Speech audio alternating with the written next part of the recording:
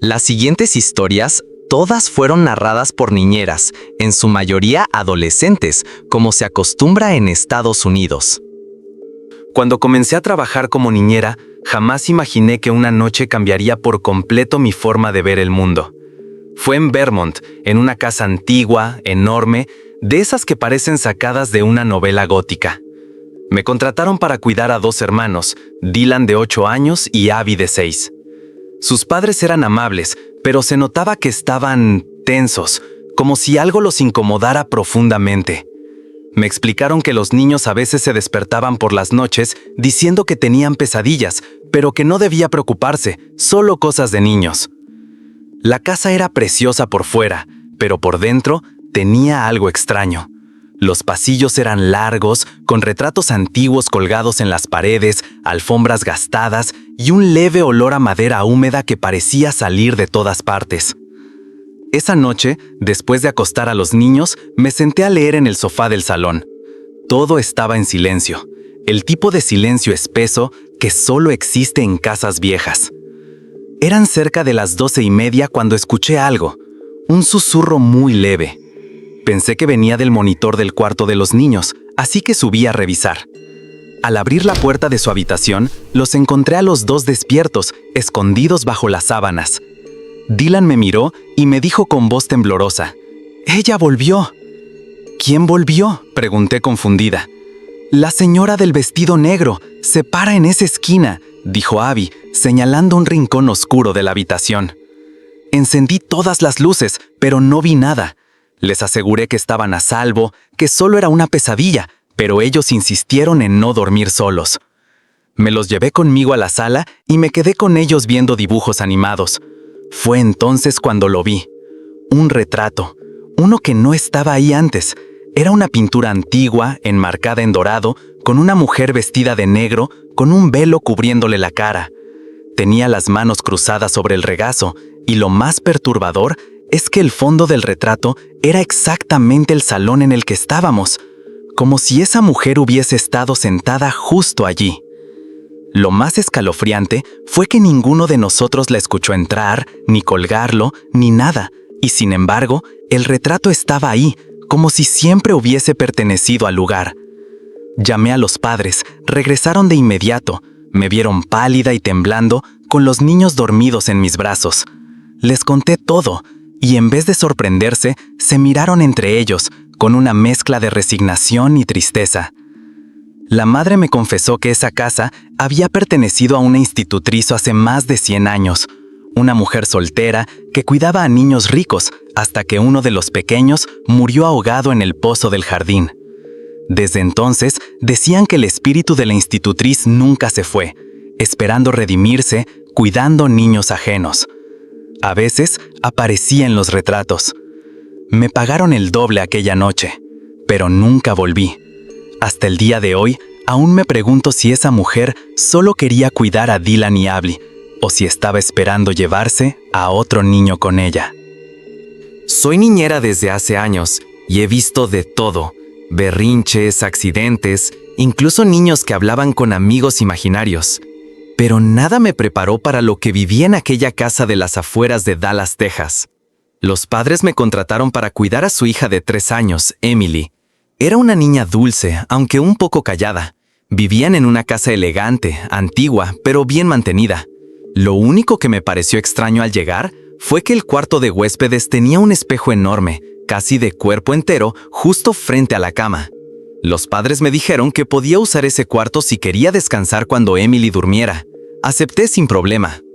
Esa noche, Emily se durmió temprano. Después de cenar, subí al cuarto de huéspedes, me acosté y traté de ver algo en mi celular antes de dormir. Pero el espejo me incomodaba. Sentía que si lo miraba demasiado tiempo, algo me iba a mirar de vuelta. A eso de las 3 de la madrugada, me desperté sin razón. Todo estaba en silencio, pero el ambiente se sentía denso. Me giré en la cama y al mirar el espejo, noté algo que me heló la sangre. Había pequeñas huellas de manos marcadas en el cristal, como si alguien lo hubiera tocado desde el otro lado. Me incorporé lentamente y encendí la lámpara, pero no vi a nadie en la habitación. Pensé que quizás Emily había entrado, pero cuando fui a revisar, seguía profundamente dormida en su cama. Al volver a mi habitación, las huellas seguían allí. Me armé de valor y las limpié con una toalla. Me senté en la cama y mientras trataba de tranquilizarme, escuché algo, un susurro leve que salía justo del espejo. Era tan bajo que no podía entender lo que decía, pero me pareció una voz infantil, como si un niño murmurara desde el otro lado del vidrio. Traté de ignorarlo, me acosté de nuevo, esta vez con la lámpara encendida. Fue entonces cuando lo vi. Una figura pálida, de cabello largo y oscuro, parada justo detrás de mí en el reflejo. Me giré bruscamente y no había nada. Me encerré en el baño, temblando, hasta que amaneció. Al día siguiente, cuando llegaron los padres, intenté contarles lo sucedido. La madre bajó la mirada. El padre, en cambio, me dijo algo que jamás olvidaré. Esa habitación era de nuestra hija mayor. Falleció hace 2 años. Tenía una costumbre rara. Dejaba mensajes en el espejo con sus manos después de bañarse. A veces creemos que aún lo hace. Me fui esa misma mañana. Jamás volví a poner un pie en esa casa. Y desde ese día, siempre duermo con los espejos cubiertos. Cuidar bebés siempre me pareció el trabajo más tranquilo del mundo. Cambiar pañales, preparar biberones y arrullar hasta que se duerman. Eso pensé, hasta que acepté cuidar a Ben, un bebé de 11 meses, en una casa en las afueras de Salem, Massachusetts. Sus padres tenían una cena importante y me pidieron que lo cuidara por unas horas. Llegué a eso de las 6 de la tarde y todo parecía normal. Ben era un bebé alegre, con grandes ojos azules y una sonrisa fácil. La habitación del bebé estaba en el segundo piso. Todo en ella estaba perfectamente ordenado, pero había un detalle que me incomodó de inmediato. Encima de la cuna colgaba un móvil de madera muy antiguo, con figuras que parecían ángeles, pero sus rostros estaban tallados con una expresión demasiado seria. Era como si observaran, más que decorar. A eso de las 8, Ben se quedó dormido. Lo acosté en su cuna, activé el monitor de audio que los padres me habían dejado y bajé a ver televisión. Pasó 1 hora. Todo tranquilo. A las 9:30, el monitor emitió un leve crujido. Pensé que el bebé se había movido, pero de pronto escuché algo que me hizo soltar el control remoto. Una voz adulta, baja, ronca, hablando con claridad dentro del cuarto del bebé. Decía: Ya, duerme, Ben. Salté del sofá, subí corriendo las escaleras, abrí la puerta con fuerza. El cuarto estaba oscuro, el móvil girando levemente. Ben seguía dormido, plácido. No había nadie más. Busqué debajo de la cuna, en el armario, detrás de las cortinas. Nada. Volví abajo. Intenté convencerme de que quizá había interferencia, pero entonces volvió a sonar. Esta vez la voz decía algo diferente. No abras los ojos, no te muevas, estoy aquí contigo. Subí de nuevo, más rápido, más desesperada, pero otra vez el cuarto estaba vacío. Esta vez noté algo diferente. El móvil sobre la cuna se había detenido por completo. Estaba inmóvil, a pesar de que segundos antes lo había visto girar. Lo más extraño fue que Ben ya no estaba dormido.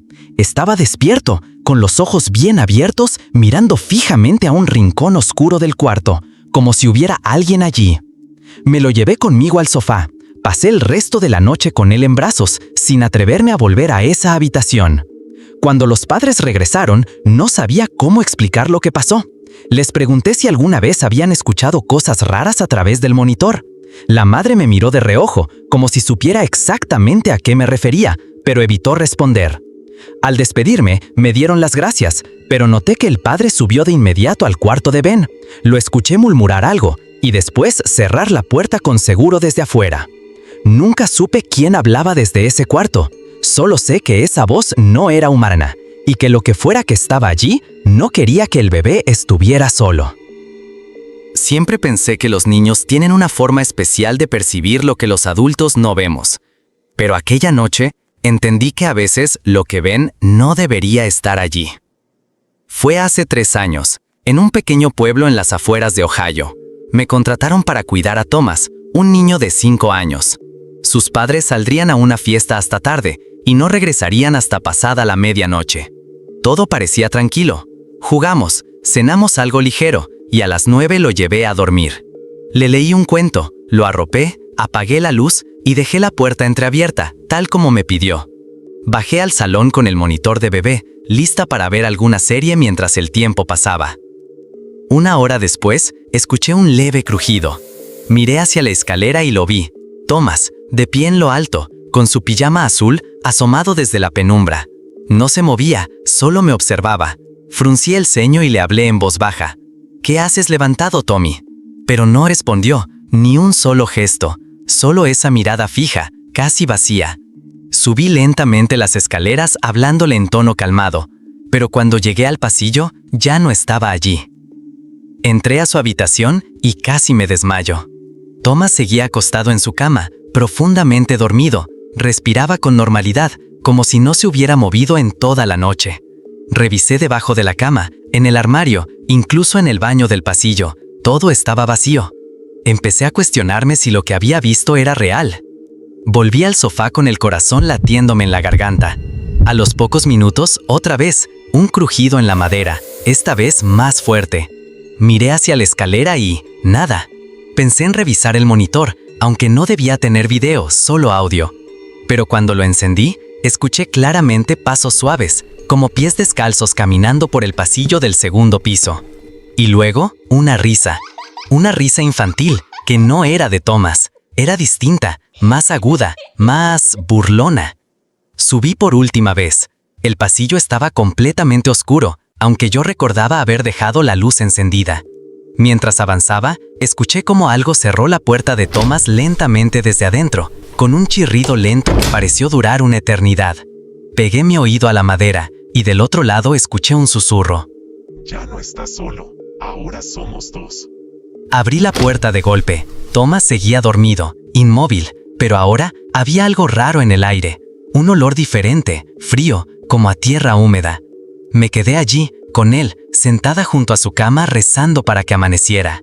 Cuando los padres llegaron, no dije nada, solo tomé mi bolso y salí. Pero antes de irme, la madre me dijo: «Gracias por cuidarlo, a veces habla dormido, dice que tiene un amigo del pasillo, no le hagas caso, ya se le pasará». Pero yo vi a ese amigo, lo vi de pie, mirándome desde las sombras, y aún hoy, cuando cierro los ojos, puedo ver su silueta quieta al borde de la escalera. Esta historia me ocurrió en las montañas de Carolina del Norte. Una familia me contrató para cuidar a su bebé mientras ellos salían por el fin de semana a un evento.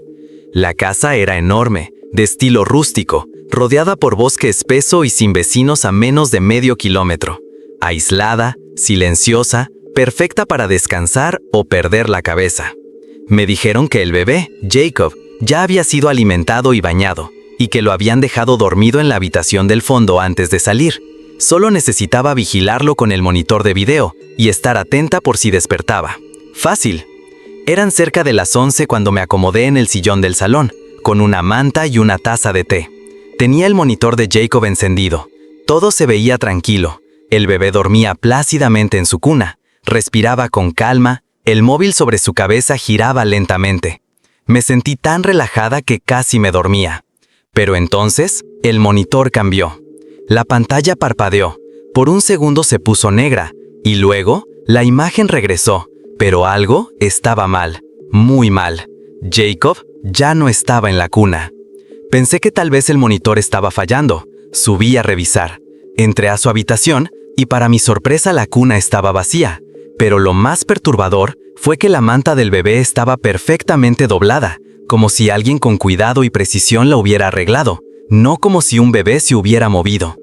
Entré en pánico, revisé toda la habitación, el armario, debajo de la cama, el pasillo, nada. Bajé al primer piso, llamando su nombre, aunque sabía que no podía responderme. Era imposible, el bebé no podía salir solo. Fue entonces cuando lo escuché. Un llanto agudo, claramente de un bebé, proveniente de afuera de la casa. Mi corazón se detuvo por un segundo. Fui hasta la puerta trasera y lo volví a oír. Un sollozo insistente, como si Jacob estuviera en el bosque. Pensé que me estaba volviendo loca. Abrí la puerta y el llanto se escuchaba más fuerte, justo detrás de los árboles, en lo profundo de la oscuridad. Agarré una linterna, salí al jardín y caminé unos pasos. El llanto seguía, más claro. Me interné un poco entre los árboles, llamando al bebé desesperadamente, pero no lo veía.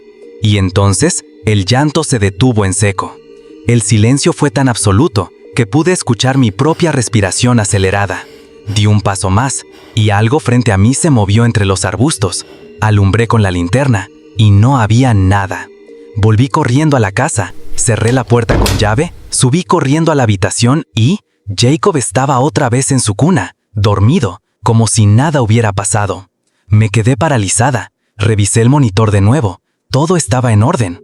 A la mañana siguiente, no sabía qué decirles a los padres, solo mencioné que el monitor tuvo interferencia. La madre, mientras acomodaba las cosas del bebé, me dijo algo que me congeló la sangre. Ah, y ese monitor, ya sabes, lo usamos desde que vivíamos en la otra casa. Nunca nos funcionó bien aquí. A veces, capta cosas que no son de esta casa o de este tiempo.